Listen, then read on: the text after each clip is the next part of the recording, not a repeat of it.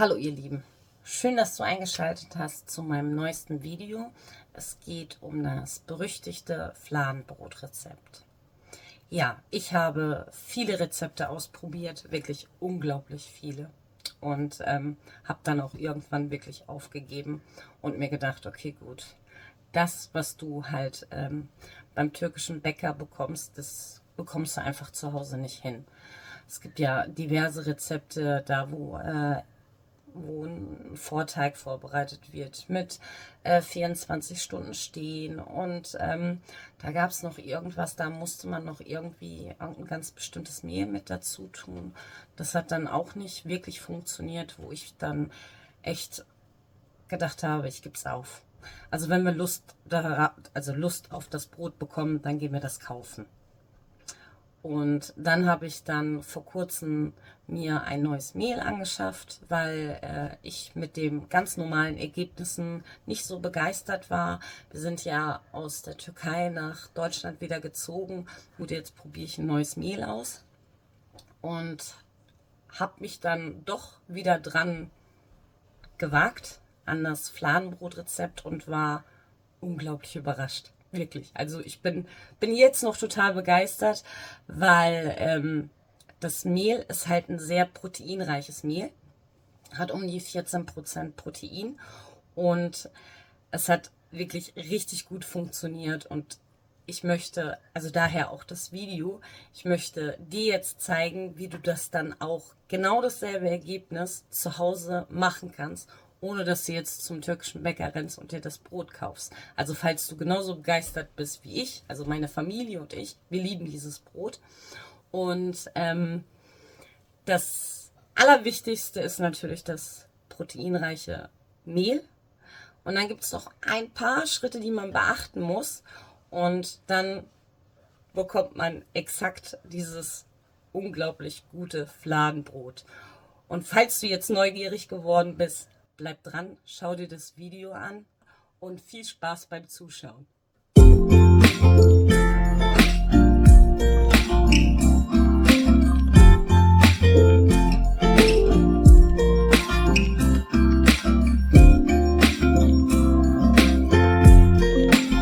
Im ersten Schritt wird der Teig vorbereitet. Das Ganze mache ich jetzt in der Teigmaschine. Man könnte das Ganze auch per Hand zusammenkneten, aber ich zeige euch jetzt, wie ihr das in der Teigmaschine zubereiten könnt. Erstmal niedrig, dann kommen die flüssigen Zutaten hinzu. Die Hefe und Wasser wird erstmal gut vermischt.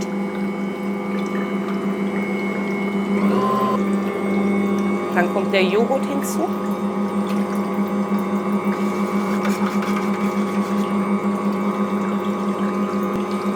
Wenn sich das Ganze gut vermischt hat, also ich meine, wenn die Hefe sich gut aufgelöst hat, kommt dann das Mehl hinzu.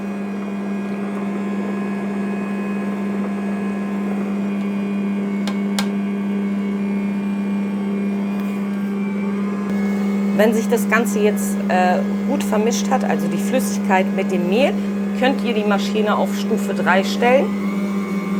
So, und das Ganze wird dann ungefähr für 15 Minuten geknetet.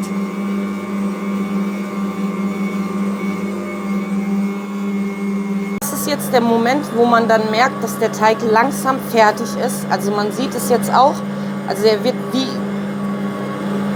ein Kaugummi und zieht sich so jeweils immer auseinander. Und gleich ist es dann so weit, dass dann kaum noch was an der Schüssel klebt. Und das ist dann halt das Zeichen, dass halt das Ganze fast schon fertig geknetet worden ist. Und man sieht es jetzt auch richtig schön. Der Teig war jetzt ungefähr, also knetet jetzt so um die 20 Minuten hat er gebraucht. Jetzt sieht man, dass der Teig kaum noch an der Schüssel klebt. Und das ist halt das Zeichen, dass das Ganze auch schon fertig ist. Man sieht, das Ganze klebt immer noch sehr, sehr stark. Aber davon dürft ihr euch nicht abschrecken lassen. Wenn das Ganze dann fertig geknetet ist, nehmt ihr euch ein Stück. Am besten macht ihr die Hände ein bisschen feucht, dann klebt es nicht so stark. und geht nochmal rein in den Teig und schaut euch das Ganze nochmal so an, macht den Fenstertest. Und das ist dann halt das Zeichen, dass das Ganze dann fertig geknetet worden ist. Wie gesagt, der Teig klebt immer noch extrem, aber hier ist ja auch sehr viel Wasser mit drin im Teig. Und das ist halt wirklich wichtig, um dieses Brot wirklich auch so hinzubekommen. Deswegen auch dieses sehr proteinreiche Mehl, weil ohne das wird es überhaupt nicht gehen. So, wir versuchen mal jetzt hier alles ein bisschen rauszunehmen. Jetzt brauchen wir eine große Schüssel, wirklich eine sehr große Schüssel. Da kommt dann ein bisschen Öl mit rein. Das sorgt dann dafür, dass der Teig nicht so doll klebt. Pack mal die Maschine aus, ein bisschen zur Seite. Am besten mit so einem Teigschaber kriegt man den Teig dann ein bisschen besser aus der Schüssel raus. Wie gesagt, das Ganze klebt noch extrem. Aber genauso muss der Teig sein, damit man auch dieses richtig tolle Ergebnis bekommt. So, jetzt kommt Schritt Nummer 2, was auch ganz, ganz wichtig ist, damit wir auch dieses Ergebnis im Teig bekommen. Das heißt, der Teig muss gedehnt und gefalten werden. Das ist wirklich ganz wichtig, ansonsten bekommst du nicht dieses Ergebnis. Da ölst du dir am besten so ein bisschen die Hände ein, damit du das dann genau siehst. So, der Teig wird genommen und wird jeweils so runtergezogen und rübergeklappt. Und dann nimmst du dir das jeweils so und versuchst so weit wie möglich das Ganze runterzuziehen. Das hier, der Schritt wird ungefähr 4-mal wiederholt. Das ist wirklich ganz, ganz wichtig. Ansonsten kriegst du nicht das Ergebnis, was du gleich am Ende bei mir sehen wirst. Man merkt, irgendwann geht es nicht mehr.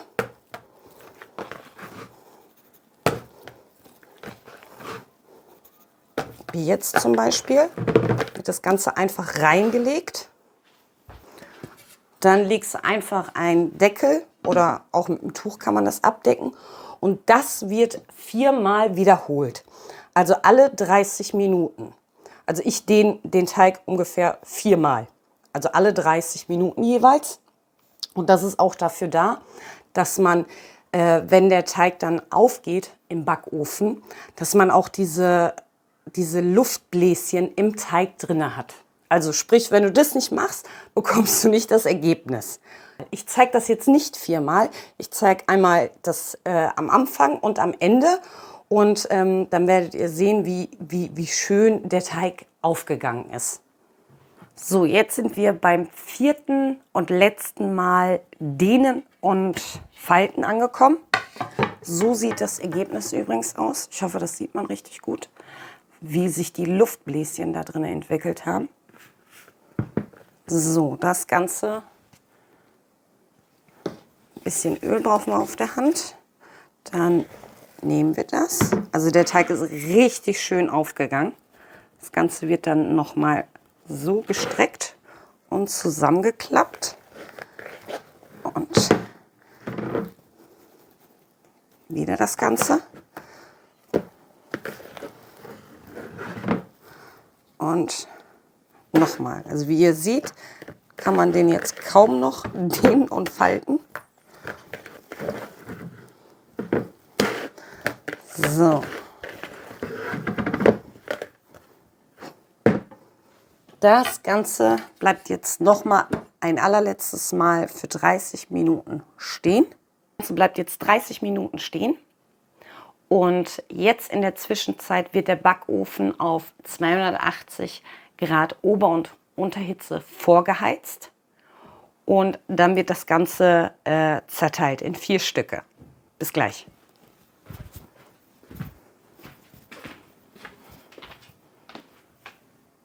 Nachdem ihr das letzte Mal den Teig gedehnt und gefaltet habt, wird dann der Backofen, also soweit es möglich ist, das Ganze auf 280 hochheizen.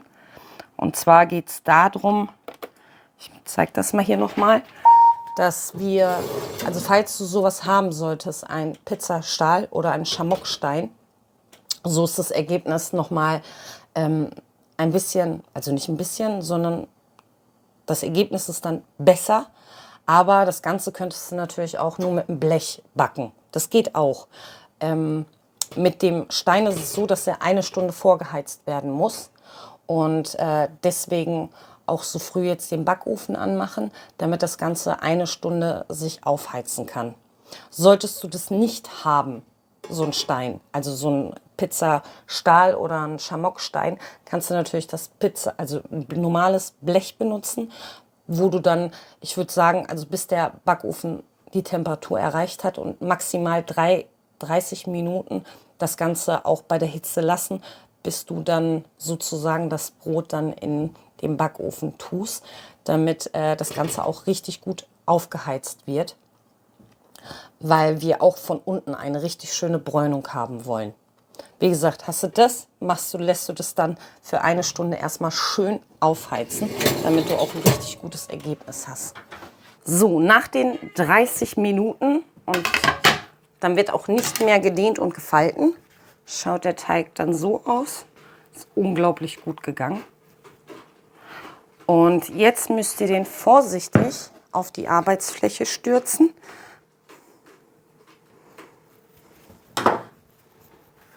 Ein bisschen Mehl, was drauf, bisschen Mehl oben und dann wird das Ganze in 4 geteilt.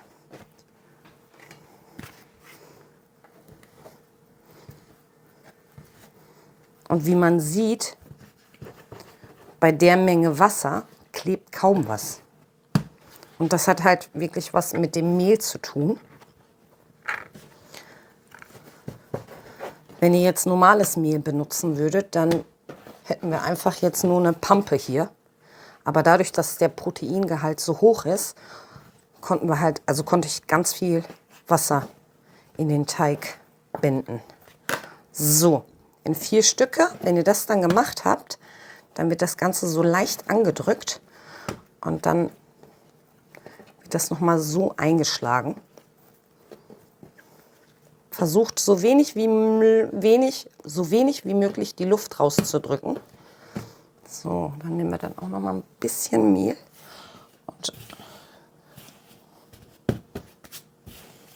So dass wir 4 schöne Kugeln rausbekommen. So, das kommt dann auf ein Bäckertuch. So, das Ganze nochmal. Das sorgt natürlich dafür, dass das nochmal im Backofen nochmal richtig schön in die Höhe schießt und nicht in die Breite. Daher das bitte genau so machen. Schöne Kugeln von unten. Mal wieder so ein bisschen Mehl benutzen. Und ruht nochmal für 30 Minuten. Die 30 Minuten sind vorüber und das Ganze ist nochmal richtig schön aufgegangen, wie man das jetzt gerade sieht. Also ich hoffe, ihr seht das gut. Und das Ganze wird jetzt zur Seite kurz geschoben. So, zur Seite geschoben. Und jetzt machen wir eine ganz bestimmte Mischung, die kommt gleich auf die Fladenbrote drauf. Dafür brauchen wir ungefähr 2 Esslöffel ganz normales Weizenmehl. Also dieses ganz normale 405er Weizenmehl. Ungefähr 2 Esslöffel. Dann kommt ein Sirup mit da rein. Also ich habe jetzt Granatapfel. Da gibt es aber noch im türkischen Laden bekommt man noch den Traubensirup. Den kann man auch dazu benutzen. Das ist auch gar kein Problem. Da kommt 1 Esslöffel ungefähr rein. So. Das ist übrigens dafür da, damit das Ganze nochmal eine schönere Farbe oben bekommt. Und gleich zeige ich euch das nochmal, um das Ganze nochmal richtig schön auszudrücken. Und dann kippen wir einfach so ein bisschen Wasser drüber.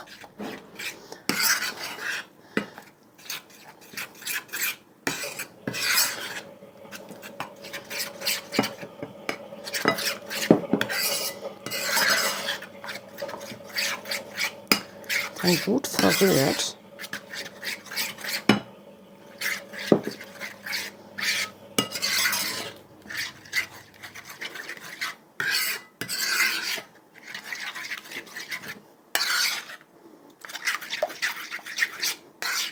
Und so sieht das Ganze ungefähr aus.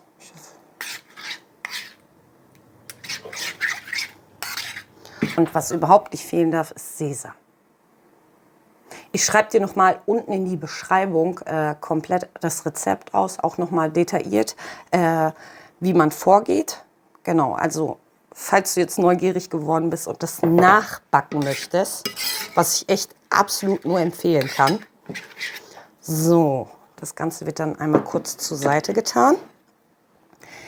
Jetzt brauchen wir noch Paniermehl. Das ist auch wichtig. Und zwar geht es darum, um das Ganze, wie ich es jetzt gleich mache, das auseinander zu drücken. Das mal so hin. Und zwar nehmt ihr euch das gute Stück. Das kommt dann schön da drauf. So, dann schmieren wir diese Mischung oben drauf. Nicht zu viel.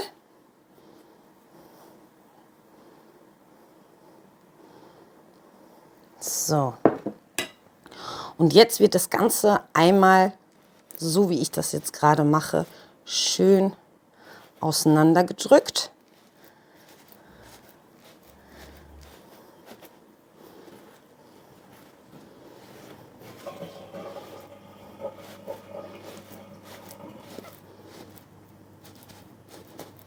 So bekommen wir auch diese runde Form.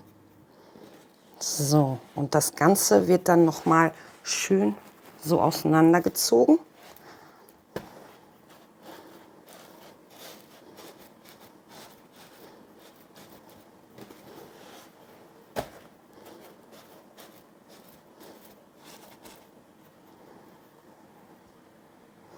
Und dann kommt Sesam oben drauf.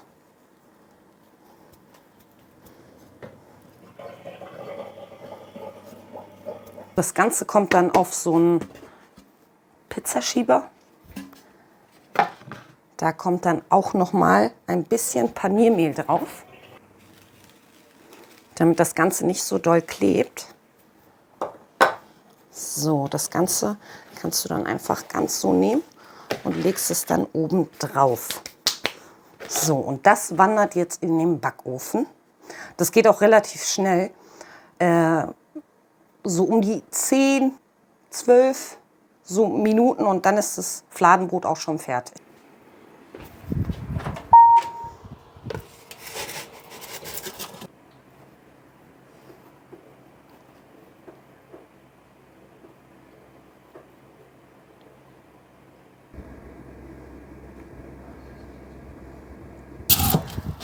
So, wenn das Ganze dann fertig ist, kommt dann noch mal eine gute Portion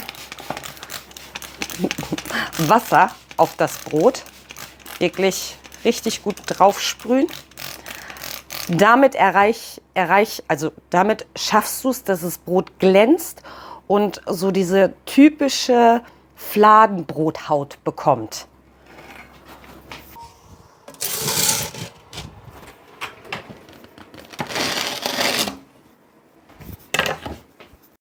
Das ist das Ergebnis von meinem fertigen Fladenbrot. Das Ganze hat unten und obenrum eine richtig schöne Bräunung bekommen. Das hat man halt erreicht, weil der Backofen halt diese hohe Temperatur hatte.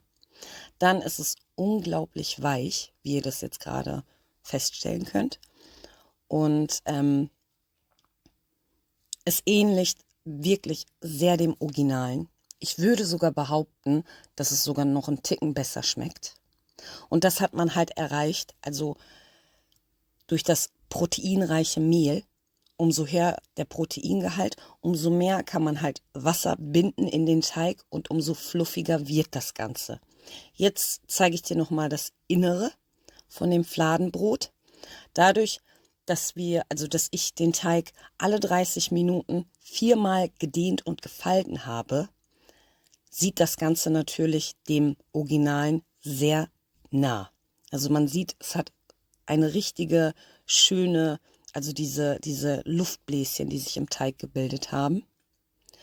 Und das Ganze eignet sich wirklich wunderbar, um Döner, selbstgemachten Döner zu Hause oder Sandwiche und schmeckt wirklich unglaublich gut. Und falls dir das Video bis hierhin gefallen hat, dann lass mir doch gerne einen Daumen nach oben da und gerne noch ein Abo. Und ich hoffe, das Video hat dir gefallen. Das komplette Rezept findest du übrigens unten in der Beschreibung. Jetzt zeige ich dir das nochmal seitlich. Das sieht auch nochmal richtig, richtig gut aus. Also es lohnt sich definitiv, dieses Brot zu Hause nachzubacken.